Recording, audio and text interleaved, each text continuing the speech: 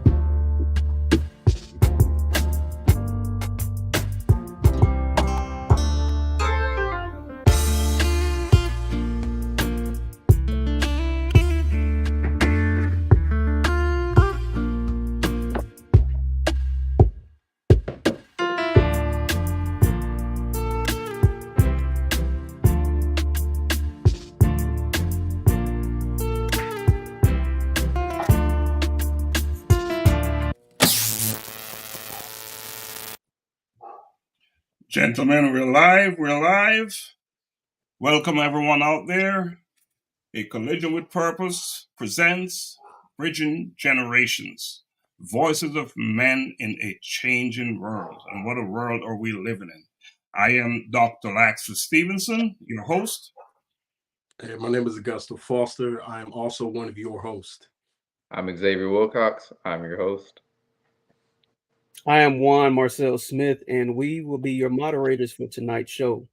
Yes, and not just tonight's show, of course. We will be your moderators every Thursday at 7:30 p.m. We're going to be bringing it to you in a big time way. We're going to be bringing you information that is so necessary, so critical at this particular stage, at this particular juncture in our lives.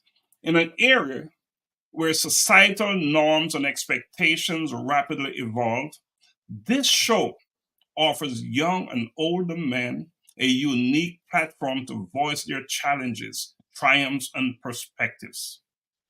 Each episode aims to foster understanding and bridge the gap between generations, exploring themes ranging from masculinity and mental health to career dynamic and personal relationships.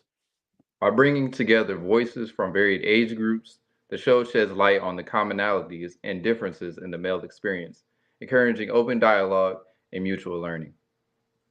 So whether it's a teenage grappling with the pressures of social media or a senior reflecting on the changing definitions of manhood, Bridging Generations is committed to uncovering the real stories of men navigating the complexities of a changing world. Complexities of a changing world. And what complexities are we dealing with out there, right? And isn't this a changing world? What you all got to say about that, gentlemen? Definitely a changing world. Every day. I think the only thing constant is change, right? Yes. Yeah. And you know, when that change has a direct impact and implications for your life, then it's real, isn't it? Absolutely. So who do we have on the platform today?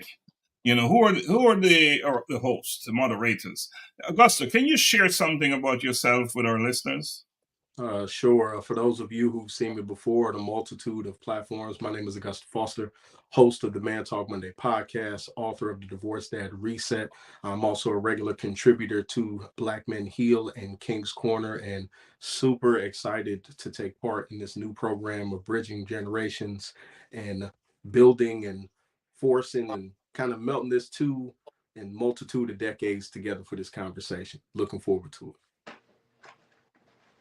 All right. I'm Xavier Wilcox, a recent college graduate from Warriors University with a bachelor's degree in business administration with a concentration in entrepreneurship. So my resume isn't too long just yet, but right now I'm the director of homestead operations for a family business, 12 Titans Kennels, where we breed Connie Corsos and French Bulldogs. So if you hear those in the background, that's what that is. Okay, I like that. You know, you say your resume is not that big, but I think you have a resume there. I mean, the good thing about it, as one said earlier, the horn. One made the point earlier that changes. You know, it's constant. It's always happening. So will your situation, and I know it will be changing for the good, for the better. All about improvements, right? Mr. Juan, tell us about Juan. Well, Juan Marcel Smith here. I'm the founder of Improve You Coaching Consulting LLC, as well as I just started a podcast called it's real short, but it's a Moments of Motivation with Juan Marcel. So I've just started doing that. And like again tonight, I am, or not just tonight, but every Thursday now at 7:30. I'm also a moderator for Bridging Generations. So. Well, give us a little piece of motivation. Let's talk to us about what do you talk about this morning on your podcast.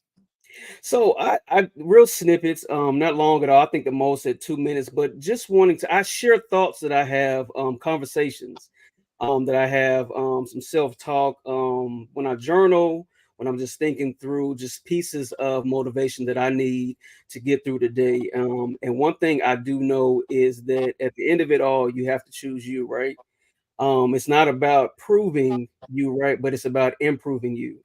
And so I talk about just pieces that I acquire, I learn, I glean, I write, I just create or develop, and becoming a better version of myself every day.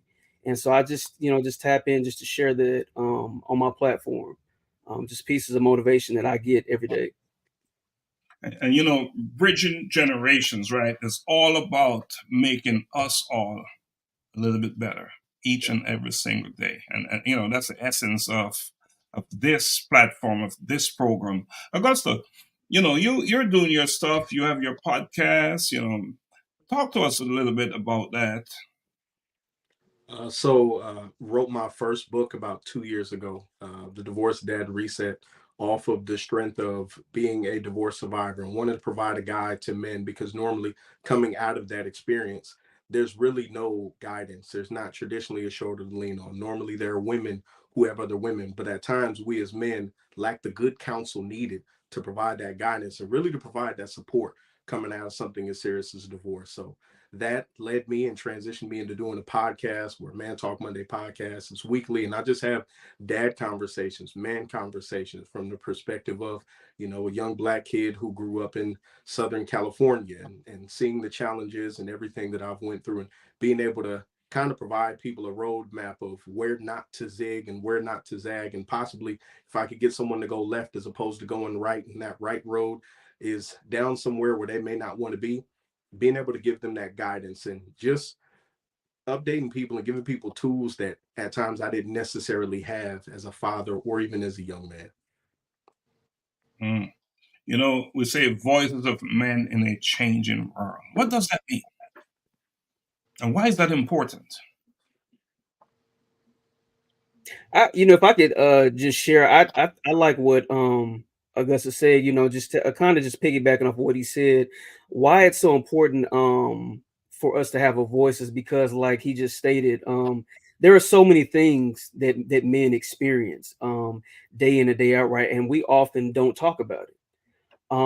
And I think so too many times we've had other entities or agencies speaking on our behalf, right? And so I don't think the world truly understands the mind of a man, but can only understand it from the man, right? And so I think so many, just the four of us on here, we're a lot of things, right? We are sons, we're brothers, we're fathers, we're husbands, divorcees, all these students, leaders in our communities, in our families, in our industries, so many things so many roles that we take on, right? But you often don't hear our perspective, right? And so I think it's time for the world at large, society at large, to hear from men. What's our take on just and our point of view on life, on ourselves, on relationships, families, our children, education, just so many things that we often hear from other, like I said, agencies or individuals, and not enough times we hear from ourselves, hear from men. Xavier, can you share with our listeners, our audience, why it is important to have our voices out there? It's definitely important because being younger, you're often told a lot to man up. But what does that really mean? Like, man up. But for that definition, it's often just shut up and don't talk about it, or hide it, channel it in, or tunnel it in, or don't really speak up about things. But we need to talk to as men. Like there's a lot of stuff that can be built up and it causes a lot of health issues. That's why Black men have heart attacks, high blood pressure, high cholesterol, stuff like that. And it's often looked at the younger generation as that we're clueless, but the older generation is clueless too. This is your first time being old.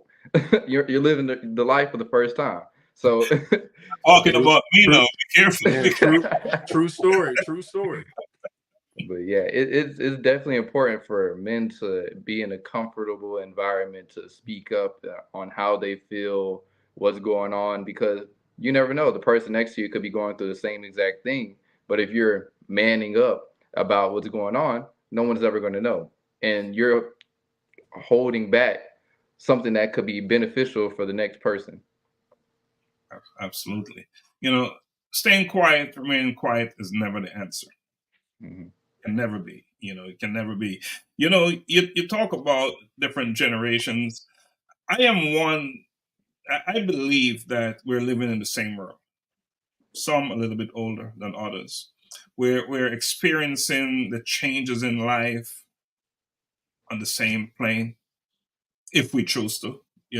There's some older folks who tend to resist change a little bit more than younger folks. Whose loss is that, right? I would say the person who is resisting the change, especially when it's a positive change. Whether it's positive or not, we must observe that there are changes, right? We must acknowledge that there are changes. So it's imperative that whether you're young, old, or not, you got to pay attention. You need to pay attention to see what is happening in your environment, in the ecosystem that you call home, right? So I believe there's so much work all sides, both sides, young, old, not so young, not so old, whatever that needs to be done. So one of the reasons why I believe this platform is so important, bridging generations, is for that very reason. And we must come together and talk, have conversation about real stuff, real life stuff, things with, that have serious implications and can affect who we are as individuals, as a father, a brother, a leader in the community, name it, call it whatever you may. It is what it is, right? It is what it is. So tell us why this platform is important to you and why you decided to be a host of this platform. I think my reasons for joining in is, I think we need to reestablish, or almost not necessarily reestablish, but for this next generation, specifically as someone who's a father, build a very solid foundation for the next generation, literally bridge that gap, bridge those generations. I think this, between, the older, as you just stated, if there's someone who's of an older generation, there's somewhat have a refusal or kind of backing away from the idea of change. I would push back and say, I think both sides lose. So that older person may have a wealth of knowledge, that younger person may have a wealth of knowledge, but both are not learning from each other. The Bible in Proverbs says, for lack of guidance, a nation falls, but victory is won through many advisors. So, I speak often of people securing good counsel, having solid people around them. And I think in spaces like this, where men are able to speak clearly, concisely, affectionately, and this being a safe space for us to have those open conversations and dialogues, it really does assist with us bridging that gap in a genuine way and not just doing it for the sake of doing it. Not just doing it for the sake of doing it. You got to walk it like you talk it. Thanks. Don't just do it. That's right. Do something with it, whatever it is you're doing. That's a big deal. I'm going to give you, Juan and Xavier, a chance to jump in, to chime in on that. But, often in life, we listen just so we can have an answer to respond. I believe it is important that we get to a place where we're listening so we can understand and learn, then implement what we're learning. That's good. Into our way of life, into the way we live, right? Into how we live. So let's get back to what Augusta just said. And why is this platform important? Why do we need this? And why did you decide to become a host? Xavier, can you share that with us? I decided to become a host because I want to learn. I know I don't know everything, so if I say something that's wrong, I can get corrected, and I can go and build upon what I feel like is the right thing to do, because I'm in my 20s. So I'm in the experimental area of my life. I'm in the experimental area of my life. I'm fresh out of college, paying bills. So it's a lot of stuff that I'm learning, and I need help. So I feel like the best way for me to get the help that I need, is to speak up, because closed mouth doesn't get fed. Talk about it. And I like what you're saying. There's no better way to learn than to have a seat at the table. Mm-hmm. Yeah. And guess what you're doing right now? That's it. You claim your spot. You claim your spot. So that's powerful stuff right there. And they say that if you're not growing, you're sort of dying, right? Yeah. Mm. There's no middle ground, is there? You're either growing or, we live in a world where it's moving parts, right? Constantly moving. One talk about changes and having to welcome change.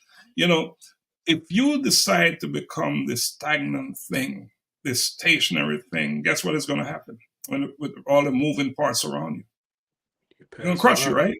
Yeah. That's right. It's going to crush you. Mm. So learning is the key. The more we live in a learning environment, the better all of us will be. We need to operate in a learning space and live in a learning environment, and we'll all be stronger and better for it, So Juan, why is this platform important, and why did you decide to get on board, take a seat at the table?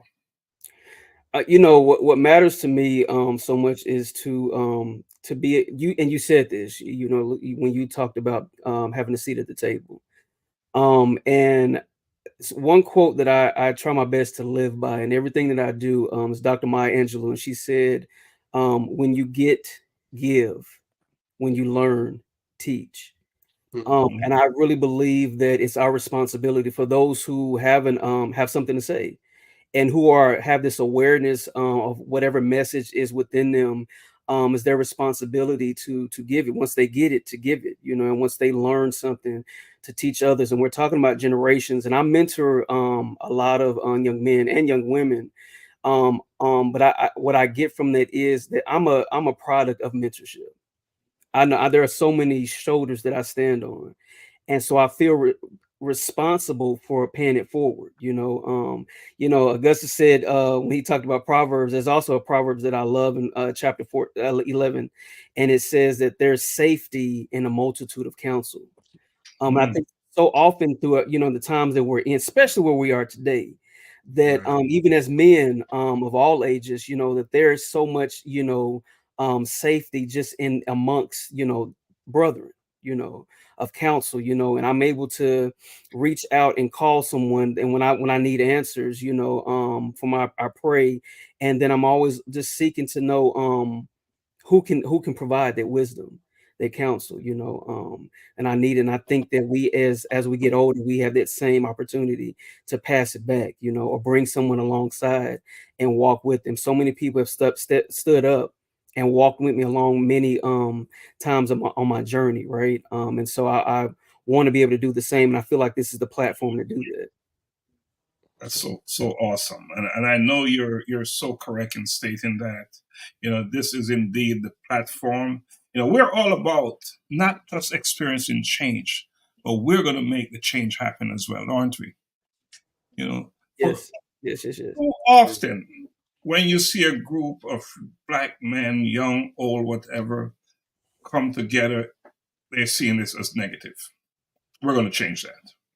Yes. We're about to change that. It's not that we're discounting women in this conversation. They can come on and be a guest on our show, of course. You know, and I should let our listeners, those watching, understand that this is our first show, so we're basically just having a chit chat, a conversation.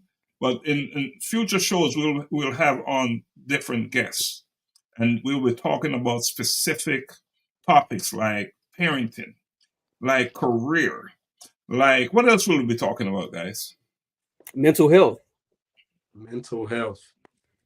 It's a real thing, especially for me. It's a real thing. Mental I health. think there's so much to talk about. You know, Augusta, he touched on it a little bit. I think some of just the life's ups and downs that men experience, be it, you know, marriage, life-changing events, you know, Right. children, marriage, divorce, you know, relocations, you know, wages, all types of things, you know. Yeah. Mhm. Disparities in education. I definitely want to talk Right. about that, you know, especially concerning Black and brown boys and men. Right. I mean, even to Juan's point of talking about how he's been able to, matriculate, move up, and be blessed in life by standing on the shoulders of others. He used a word that I don't think we utilize enough with a topic we don't push enough, which is mentorship.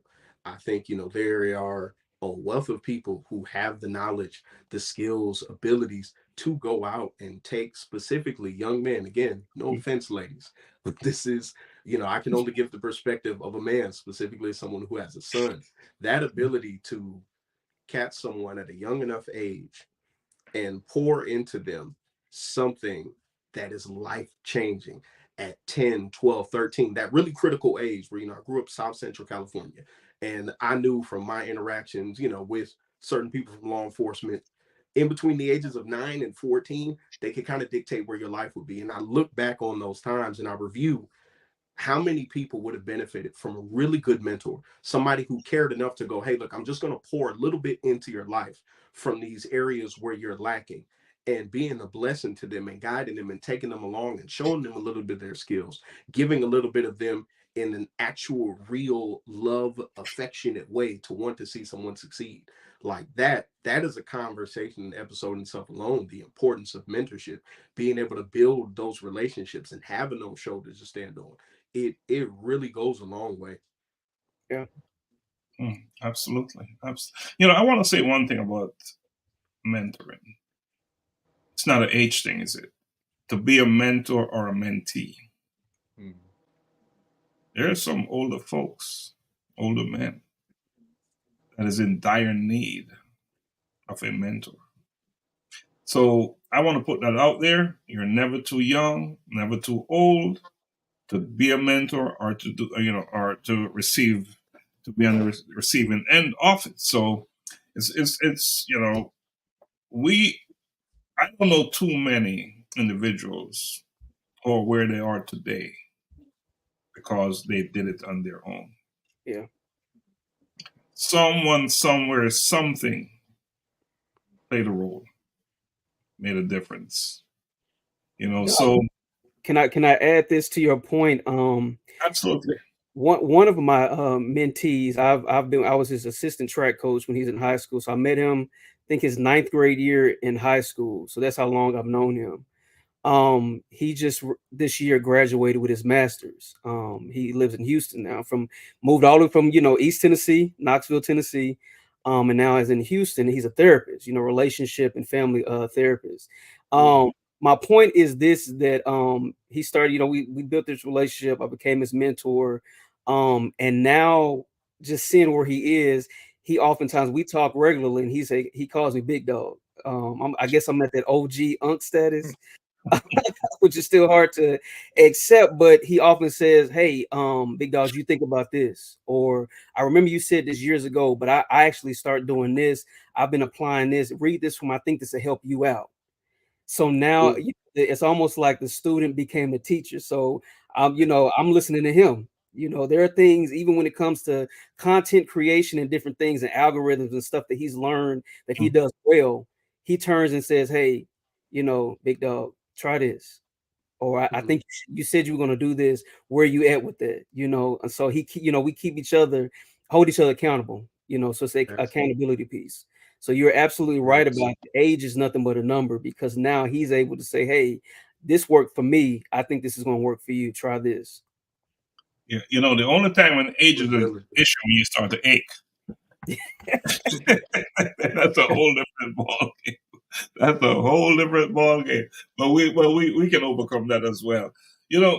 Xavier, you clearly you're the youngest one on this platform. I don't want to call you out, but trust me, many of us would like to be in your position to be the youngest one in the room. Talk to us about your mentoring and your position, your viewpoint on that, and your availability to mentor others. So during my college career, I had served as the student leader at my institution. I served as the SGA vice president, Mr. Voorhees, which is like the campus king. And so a lot of people were watching me that I didn't notice were watching me. I had students come up to me saying, "Yeah, I'm looking up to you." I'm like, "Why?" I honestly don't know why, but it's you can't ask someone to be a mentor, or you can't ask someone to mentor them. They kind of have to gravitate towards you. They have like-minded ideals that you have, or they'll kind of see some things that you're doing, and they'll go towards you. I even had some older people on throughout my church or on the campus or just in general, just going around saying, "I've been looking at you. You're my mentor." And I was like, "Dude, you're like 65. How, what can I possibly do to mentor you? You've done everything." But they've explained to me that somehow, just personally, on the way that I carry myself or the way that I handle certain situations, they wish that they could do it themselves.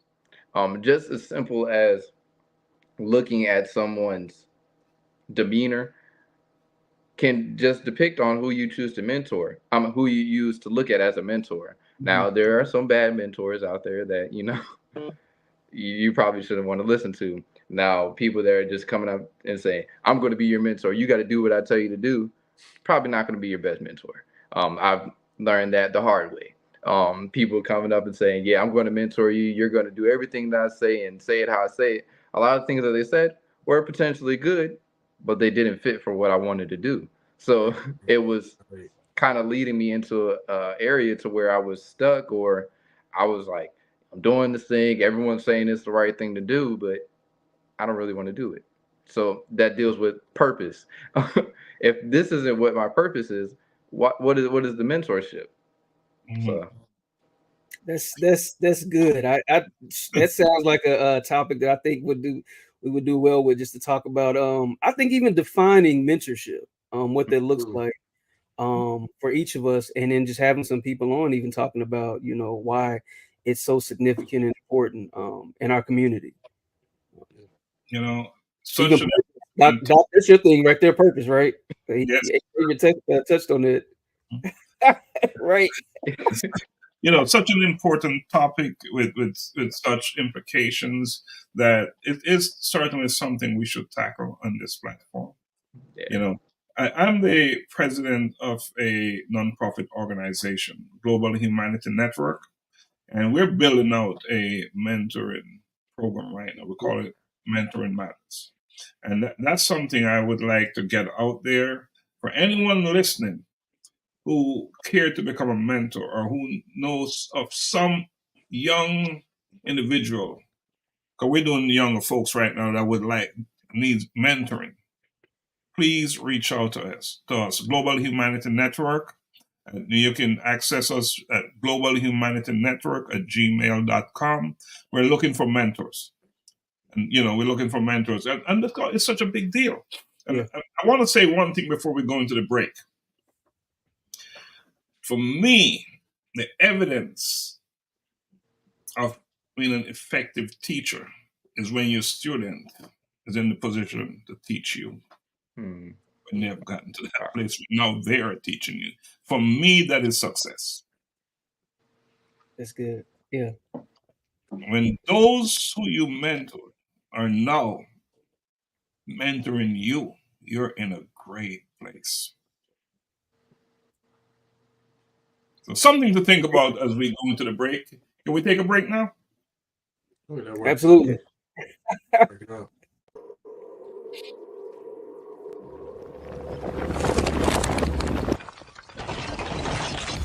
A collision with purpose. In pursuit of purpose.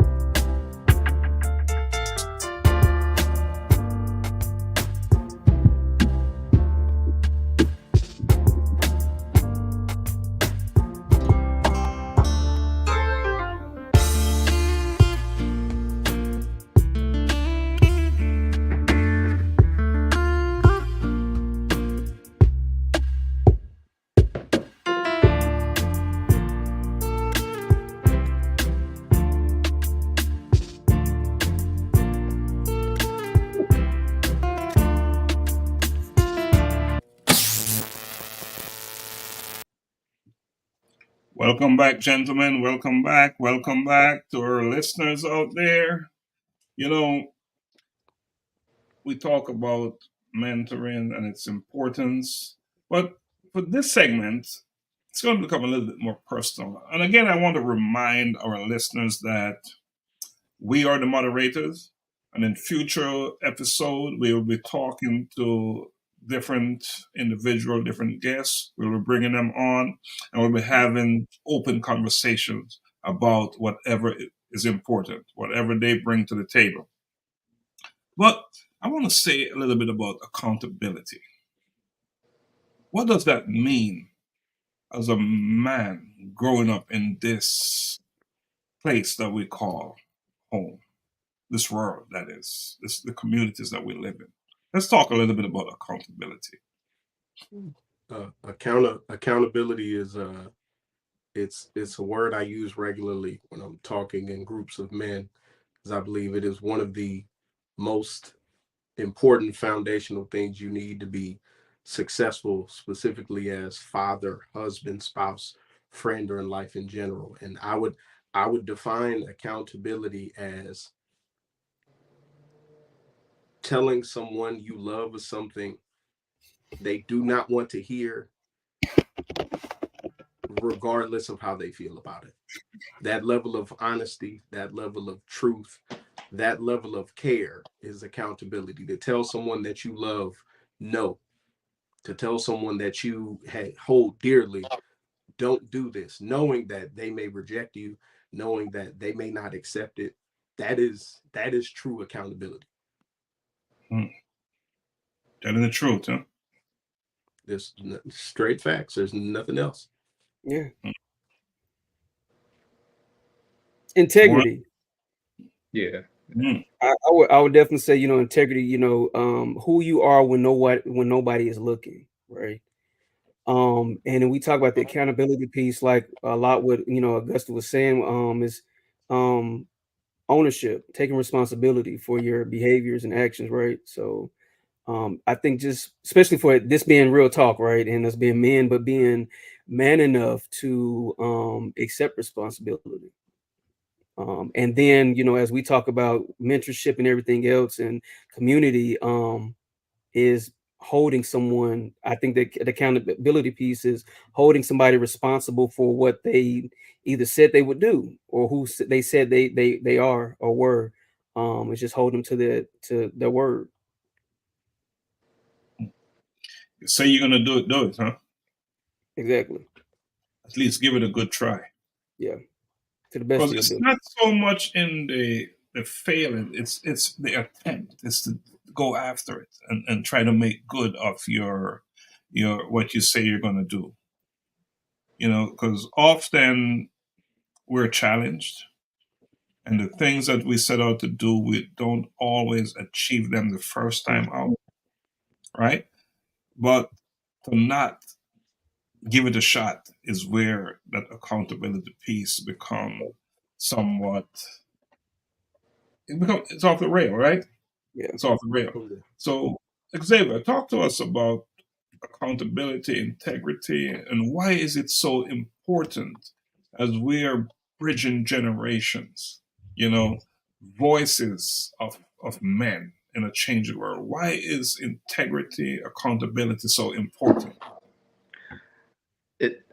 I personally like to say you guys both hit the nail on the head with your definitions of accountability. Everything I was gonna say, but it's important because if I can't trust you to do what you're saying to do, how can I trust you to be my mentor or to trust you to just be there?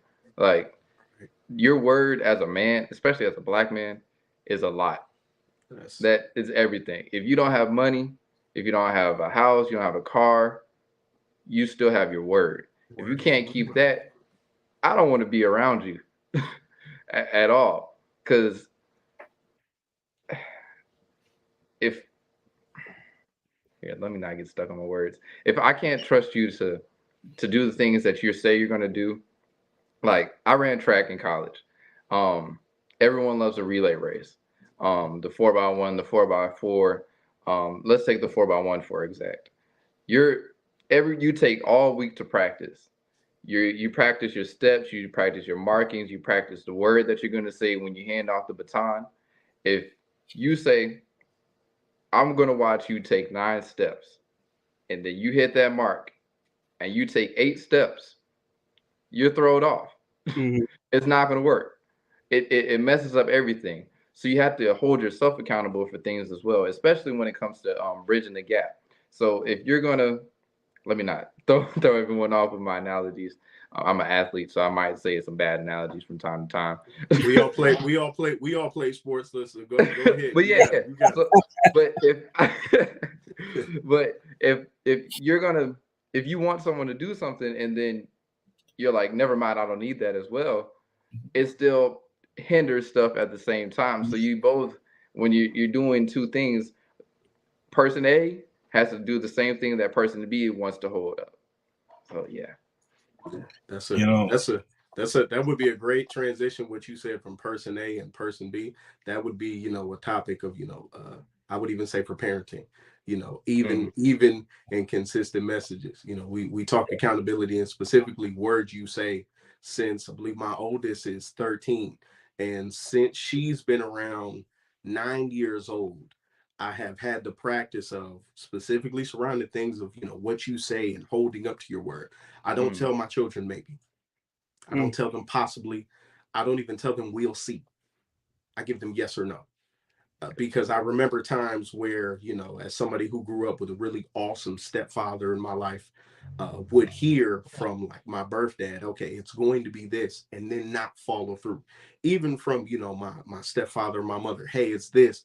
And if it followed through on a scale of 1 to 10, it might have been a 7 and it needed to be like a 9, even in those instances. So I said, look, to make sure that I'm a man of my word to my children, to bridge to me the most important generational gap, serving as their father, I'm not going to tell you maybe. I'm not going to tell you possibly. I'm not going to tell you we'll see. I'll give you yes or no.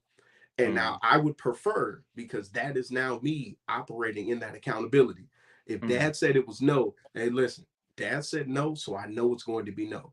Then on the flip side, when dad says yes, it's absolutely going to be yes. There's no ambiguity. There's no uncertainty. So my kids understand, hey, if I say this, I'm going to follow through. My word is my bond. I don't want to give you a maybe or a possibly. I've always viewed maybe, specifically as somebody who grew up for a while in a single mother household, I always viewed maybe as just like a delayed note. It's like, oh, well, maybe. Like, okay, maybe on Monday. That means by Wednesday, it's no. So now I just go, let's get that no out of here. And let's just give affirmative answers. Hey, yes or no. So now if you're consistent with those yeses and those nos, now your kid understands, oh, dad says it's yes. All right, well, we're getting ready to go here. If dad says it's no, all right, I guess we're eating at home tonight. But that consistently and self-accountability, specifically from a parenting standpoint, like minds, agreement, man, works. You said the phrase, a word that just really stood out, the follow through. I think that makes the difference, is the follow through. And Doc, even you touched on this earlier. just a few ago when you said, it takes almost like it takes practice. I don't think any of us just come out just knowing how to. And then when we've had opportunities and we've fallen short, I think the good thing about it is grace. Being allowed the opportunity to right our wrongs, or to like you said, Doc, try it again. So I think, and just learning that, okay, this is where I fell short before. So now I'm gonna try this whole concept, this idea of following through. And just working on our integrity and our character. So that's definitely, I think, what I took away from that follow through. And then, like you said, Xavier, being able to trust that when you say it's this, that it's gonna be that. I'm that kid. I'm a latchkey kid. My parents were in college when they had me. So when we moved from Tulsa, Oklahoma to Atlanta, there's a lot going on. I have 22-year-old parents. 21, 22-year-old parents. And so I'm 5 years old coming home on the bus. So I'm having to let myself in. So I'm having to learn how to be responsible at a very young age. And so I had to learn how to follow. My dad is a stickler about it. He was follow directions. If I tell you to do this, do it exactly how I told you. So, I think as I've gotten older, I'm still kind of that kid, like, you said it was green. It's looking a little purplish, but you said it was green. So I'm trying to believe green somewhere because you said it was green. So, like you said, the consistency, because there are children who, my daughter's the same. She takes daddy's word for gold, right? So I do my best with, not like you saying, leaving anything, ambiguous, but just being straight and just concise. It's yes or no, because she knows where daddy's staying, and because I grew up that same way. So it matters, consistency, Clear cut confusion, expectations are set. It's good to know what you're dealing with, right? It's good to know what you're dealing with. We talk about voices in a changing world, and we all have our perception of how we see this world. Some out there say this is an interesting place. I'll leave it at interesting place. Lots of uncertainties. Who knows what's going to happen next, right? How is that making you feel as individuals, as young Black men, or men in general? With looking at the future, what's out there? What do you see as important? What type of pivotal move do you need to make sure you're ready for whatever? Ooh, I'm going to Xavier. Xavier's the youngest. I'm gonna throw Xavier the line. I'm just as cool as you're the youngest and fresh for the world. You God mentor me, young brother. Mentor me. Well, the oldest one taught it to you, so you go back to old. What's the like Xavier? What's the Magic Johnson meme? there you go. Man, it starts with this. It starts with this. These rooms right here. It starts with talking it out, showing. All right, well, we gotta listen to the old people. Well, that didn't work, so let's try this now. Let's see what this is. So it's up to me to make some more mistakes too, so that hopefully once I start having kids, they won't do the same things that I did and the same things that you all did. So it just starts off with this. We're never gonna be perfect, but we can't be okay with not being okay at the same time though. So we got to just keep going. And like you said, if we sit still and we're stagnant, it's going to kill us. So we got to keep moving forward and just keep pushing to see what's right. Now, sometimes we might be trying our hardest to do the right thing, and it's just not going to work out, but it's okay because we have God on our side. I like that. I agree with young Xavier here. I love that, we talk about just looking into the future and how do we prepare for that. What came to mind even at the start of this conversation, but even more so now, is just being afforded the opportunity to shift the narrative. Because there's so much going on. Doc, we all touched on it, what just going on from, mass incarceration to police brutality to, government and politics, education, the housing market, just so many things and trends going on, and weather, climate, just all of these different things. I think you know, being able to come to a place, a safe space, right, and talk about what these things mean to us, you know, and if what we don't know, we're able to talk amongst each other and say, hey, I don't know about this, you know, what's your take on it? Because just it's like we're, you know, iron sharpening iron, as you know, as Proverbs say. So we're able to sit amongst each other and just continue to sharpen one another. You know, like we talk about generations, and age is nothing but a number, but experience matters. And just because, you know, Xavier's in his 20s and I'm now 40, you know, that doesn't mean that his experience is, you know, is invalid. Right. Right, he's learning something, has a different perspective. I can look back and say, hey, well, what was your take on that? Oh, I didn't think about that. You know, I'm always asking questions because I always want to know. Doc, you touched on that. You know, I'm forever a student, you know, because I'm always wanting to learn, start sharpen this. You know, I never want to lose that. So I think having this platform where we can talk about current events, current affairs, what's going on in our lives, our personal lives, our, you know, careers, you know, all these different things that impact us, you know, that shape and mold us and our viewpoint, I think is how we prepare for that. Absolutely. I love it. I think the future is absolutely bright for my children. Despite everything in the news, I always look at it from, you know, from the purpose standpoint, you know, seeing, you know, what does God have for them, me being able to guide them in that way. What is this Proverbs kind of day? What is it? Many are the plans in a person's heart, but the Lord's purpose, it's the Lord's purpose that prevails. So I think of like my kids and the purpose, you know, that God has set for them in the future of their lives, and being able to just watch on that journey. Like, I would encourage anybody watching this either live or later. One of my favorite quotes from my favorite movie of all time, and I tell the missus this all the time. I love the movie The Shawshank Redemption, and you know, it's got all these different quotables. And my favorite line in the movie is said by Morgan Freeman as he goes to a hotel where a prior inmate had been released, and he'd been institutionalized so long he didn't know how to live free. So once outside the walls of the prison, he didn't know how to conduct himself. He only knew how to live as a prisoner, even given freedom. And Morgan Freeman is in the exact same job, the exact same position. Even though it's 20 years later, nothing has really changed. He's institutionalized in the mind.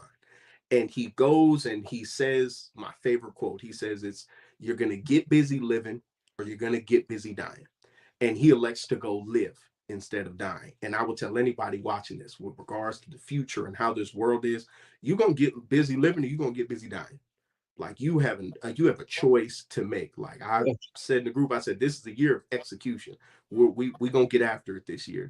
We're not falling short. We're not failing. This is the year of abundance, promotion, and execution. So I would encourage anybody who's watching this regarding your purpose, regarding what you're seeking after, pushing for, and the future is bright for you if you choose to get busy living. If you choose. And again, it's all about action, right? And so, you know, you said something, Augusta, about execution. You know, we're talking about executing ideas and actions and those things. You know, there's another word, execution, out there, how it's used. And we want to be mindful of that. But there's a challenge for this team. The next question I'm going to ask is, I want you to give me one idea that you're going to see through to fruition. One idea that we will be monitoring each other on. Talk about accountability earlier. I want one idea, one thing that you would like to achieve once we have completed 3 months of this program. What is it? One thing that you personally will change your life. And then we can say, because of bridging generations, I'm now in this position.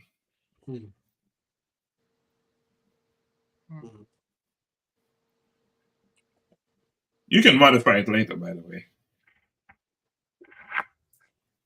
It's something we'll keep redefining. So just a thought. Go ahead, Juan. I would say this is something an idea I've been I keep repeating when I do my post. Do it scared. Just real short, I know I've spent some time in the previous years sitting on ideas or business ideas, whatever it is, content, whatever it is, because I was scared. I talked myself, I second guessed and talked myself out of so many opportunities. And so just recently, a mentor of mine was talking about something he was scared about, and he pushed through anyway. And we were talking about his uncle was around. He's an apostle, a pastor. His uncle said, "It doesn't matter. Do it scared. Do it anyway." When I heard that, I was like, yes. So that's what I'm working on this year and beyond is when the idea comes, I'm gonna do it anyway. I'm gonna step up, I'm gonna show up, say it, whatever it is, I'm gonna do it scared. Awesome. Xavier, talk to us about what is that thing? I think this year I'm going to need to slow down. I throughout the past I've tried to add way too many things to my load. I just wanted to keep busy because in honesty, I don't like sitting down. As I got to college, I kind of realized I got ADHD a little bit, but I have a problem with saying no, and then I add too many things to my load, and then I stress myself out, and then I man up, and then I don't tell anyone that I'm stressed out a little bit. So I think this year I might need to slow down and gain focus in myself more than because I did my spiritual gift test, and one of my spiritual gifts is helps. So I like to help people, but knowing that I like to help people, I forget to help myself. And so I find that I can lose myself by trying to help everyone else instead of myself. So I think that I need to slow down a little bit to help myself. That's good. Slow down a bit to help yourself. So we a little bit more focused. Right. Yeah, because my hairline is starting to recede a little bit. So I don't try to play. Don't try to play the doctor. Don't try to play the doctor. If I can share this. One thing I have learned over time, and I'm becoming a little bit better at implementing it in my life, is that not all good opportunities are good opportunities for you. Yeah. I think it's important to understand that. So, not because it's a good opportunity, don't necessarily mean you need to run with it. Maybe it's for someone else. Right. Mm-hmm. For someone else. So, and I think that you'll find that you'll save yourself some time. And one of the main reasons why it's not what you should do in terms of pursuing everything that is looking good to you, because there is this thing that they call opportunity cost. Very important. Yeah. The time you're spending chasing this, that could be better spent doing this other thing over here. That will be more productive in your life, in your community, in your family. So you have to be mindful of, and as you said, so it's a good thing to narrow yourself down, focus yourself. It's not that you're going to stop helping people. Yeah. Because indeed, one of the reasons why you want to build whatever you're building is so you can help as many as possible, right? But before you get there, you got to make sure you get there. Yeah. Right. You got to make sure you get there before you get there. Okay. So opportunity costs, understand what that is, what that means in your life. Oh, is it the best use of my time, basically? Best use of time. So very important, very important. Augusta, did you talk? Did you say that one? No, but you actually let it into the perfect thing that I said I was going for one of the things for this year. Time. I emphasize time. You get more money, you get more degrees, you get more houses, you get more cars. God blesses people with a multitude of things. What they're not making more of is time. So I said, specifically, me investing time into things, like you said, opportunity costs, looking at the opportunity cost with respect to time, money, dollars, etc., versus the return on the investment. What is the return on investment in things, that we're sowing into?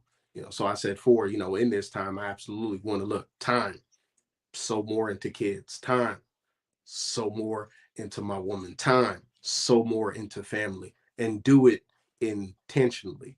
I also want to put time into service, doing actual community work. I think people will say, they throw around the term servant leader, but like it doesn't line up. I heard a brigadier general on the video yesterday, and he said, you want to be a leader, serve someone. So I realized, I said, well, this, service, I'm going to start putting more time in the service, specifically my youngest daughter, her and her comparisons, for Christmas and other stuff. I said, ooh, I don't like this. You need to go feed the homeless. You need to see, you need to really see what it is. You need to see how other people are living, but you also need to have that ability to see, I am blessed enough to give and to do this. So yeah, man, time. Living in service is not just something that we should do. We're accountable. We're responsible. It's something we must do. Right.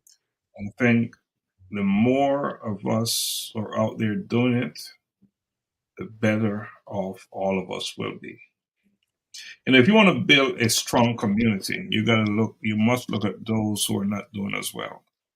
And if by stepping up, stepping out, reaching out, and become more involved in terms of in service, then that is the answer. That is the answer, right? I know you can't do it all. You got to take care of yourself as well. Right. But all of us have an extra 1 hour a week. None of us are that busy. Exactly. None of us are so consumed with whatever we're doing. And Xavier said it right. He's probably doing a lot of stuff that's have no value. Yeah. Have no value. So it's, and about time. I just want to say this about time. It's 24 hours in a day, right? What is important is how you manage yourself around that 24 hours. Not how you manage you. Less about managing the time. It's more how you manage you around the 24 hours. So very important. Time is everything. Time is everything. It's the one thing you don't have enough of, for sure. You can't get scarce resource. They're not making more of it. They're not You know, making more time. Get it back. You cannot get time on Temu. You cannot get time on Amazon. You got to value it. Let me tell you how time works, you guys, as you get older. Seems like you have less of it. Less of it. When I was younger, the weekends used to last, I feel like, for days, and now the weekends are like 30 minutes. That's what it feels like. Man. 30-minute break. That thing is moving so fast. I think they call time. So Xavier, no one. Make it count. Yeah. Make your actions, your steps, your walk, everything you do count. That's good takeaway. The time you have today won't be the same time you have tomorrow. I guarantee you that because I've lived it. Yeah. I'm experiencing it. It's moving that fast. Now, gentlemen, we are almost at the end of today's, our first episode, or inaugural show, or premiere show, whatever you want to call it, right? I'm going to ask that, each of you just give me a quick summary, your thoughts, where you see us going, whatever is on your mind, just say it. I'm just excited for the next episodes to come. This is, sorry, that's my puppy, but this is just this first episode. What kind of puppy do you have? This is the Corso right now. He's squeaking. I like the way the puppy waited. Can we see? The puppy waited to the last 2 minutes. It's like he he knew was it. the whole time. You go. He was over here snoring. I'm surprised you guys didn't hear him snoring and farting. That's a good thing. Yeah, but I'm excited for everything to come. This first episode in itself has definitely been an eye opener. I've been typing up notes. I'm just excited. Awesome. Augusta. Man, yeah, I'm excited to be able to share in this space with not just like-minded individuals, but solid brothers, good counsel. When everyone is thinking the same and everyone has purpose on their mind and everyone is looking to really grow. I would also be remiss if I didn't say I was excited to see all of you uh, at the Collision with Purpose, Colloquial with Purpose coming up soon. I would be remiss if I didn't invite you out to Shiloh High School on March 4th. But Yeah. no, man, really excited to be a part of this. Looking forward to growing this and bringing more people in and sharing with the brothers and the sisters the knowledge, experience, and wisdom that is amongst you, Kings. So thank you. Thank you so much, Augusta. Juan, you wanna? I would definitely say I'm excited about being able to contribute to changing the narrative.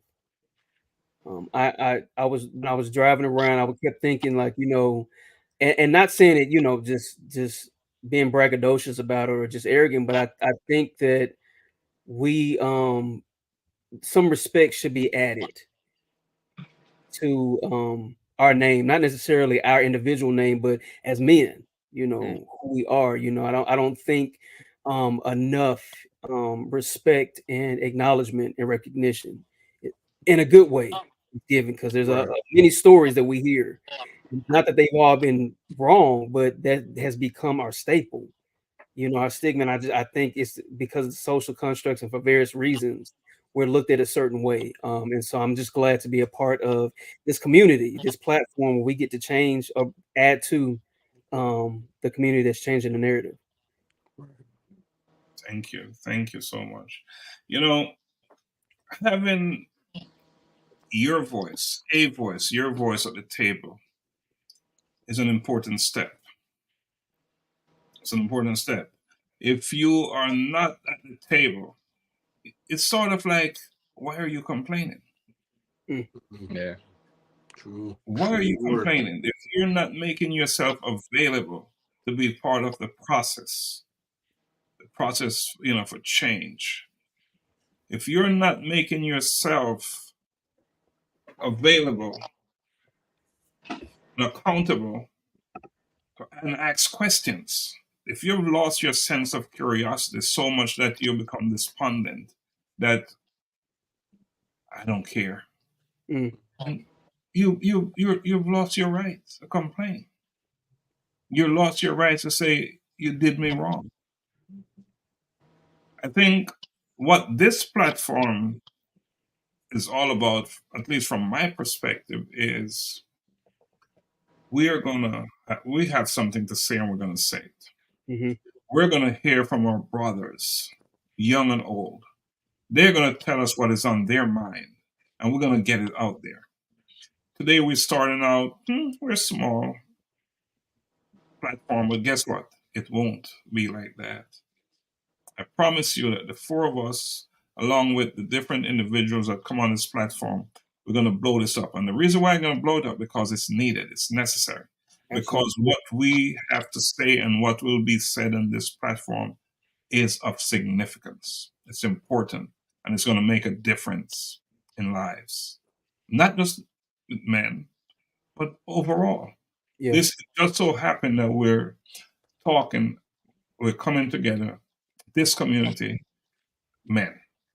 And I believe it's so important because that is one area in our where we're from that it's a challenge. You don't see it happen often enough. Not enough. Quite often when they say a group of black men get together, it's a different thing, right?